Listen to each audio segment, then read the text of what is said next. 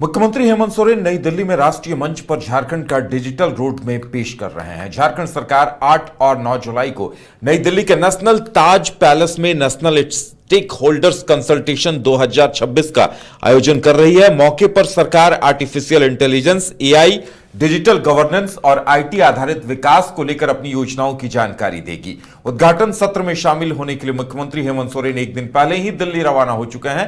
कार्यक्रम में राज्य में न्यूक्लियर पावर प्लांट लगाने और गोड्डा में सीमेंट प्लांट लगाने के लिए एमओयू भी साइन किए जा रहे हैं।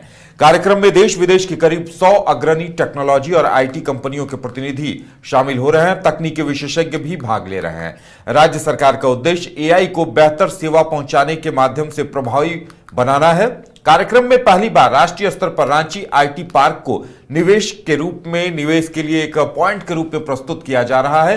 करीब 100 एकड़ विवाद मुक्त सरकारी भूमि पर प्रस्तावित आईटी पार्क है और राजधानी के कोर कैपिटल एरिया में इसे विकसित करने का प्लान है।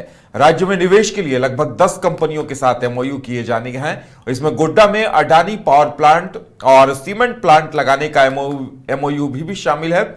इसके अलावा अमलगम स्टील एंड पावर के लिए Jindal nuclear power, Jindal steel, Jindal renewable private limited, Rungta sons private limited, Rungta mines limited, Ambuja cement limited, Tata steel limited और वरुण बेवरेज के साथ भी एमओयू होना है।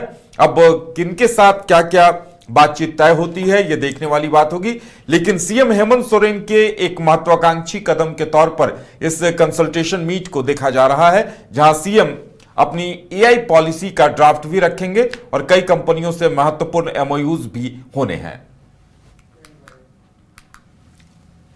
मुख्यमंत्री हेमंत सोरेन एक दिन पहले ही दिल्ली रवाना हो चुके हैं। कार्यक्रम में राज्य में न्यूक्लियर पावर प्लांट लगाने और गोड्डा में सीमेंट प्लांट लगाने के लिए एमओयू भी साइन किए जा रहे हैं। कार्यक्रम में देश विदेश की करीब 100 अग्रणी टेक्नोलॉजी और आईटी कंपनियों के प्रतिनिधि शामिल हो रहे हैं। तकनीकी विशेषज्ञ भी भाग ले रहे हैं। राज्य सरकार का उद्देश्य एआई को बेहतर सेवा पहुंचाने के माध्यम से प्रभावी बनाना है। कार्यक्रम में पहली बार राष्ट्रीय स्तर पर रांची आईटी पार्क को निवेश के लिए एक पॉइंट के रूप में प्रस्तुत किया जा रहा है। करीब 100 एकड़ विवाद मुक्त सरकारी भूमि पर प्रस्तावित आईटी पार्क है और राजधानी के कोर कैपिटल एरिया में इसे विकसित करने का प्लान है। राज्य में निवेश के लिए लगभग 10 कंपनियों के साथ एमओयू किए जाने हैं। इसमें गोड्डा में अडानी पावर प्लांट और सीमेंट प्लांट लगाने का एमओयू भी शामिल है। इसके अलावा अमलगम स्टील एंड पावर के लिए Jindal nuclear power, Jindal steel, Jindal renewable private limited, Rungta sons private limited, Rungta mines limited, Ambuja cement limited, Tata steel limited और वरुण बेवरेज के साथ भी एमओयू होना है। अब किनके साथ क्या क्या बातचीत तय होती है ये देखने वाली बात होगी, लेकिन सीएम हेमंत सोरेन के एक महत्वाकांक्षी कदम के तौर पर इस कंसल्टेशन मीट को देखा जा रहा है, जहां सीएम अपनी एआई पॉलिसी का ड्राफ्ट भी रखेंगे और कई कंपनियों से महत्वपूर्ण एमओयूज भी होने हैं। घर रहने का मकान भर नहीं, ये खुशियों की तिजोरी है।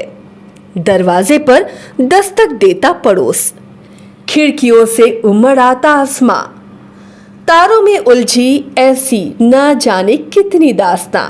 कहती हैं चले डायमंड सिटी, एक सफर हम सफर के साथ अपने घर तक।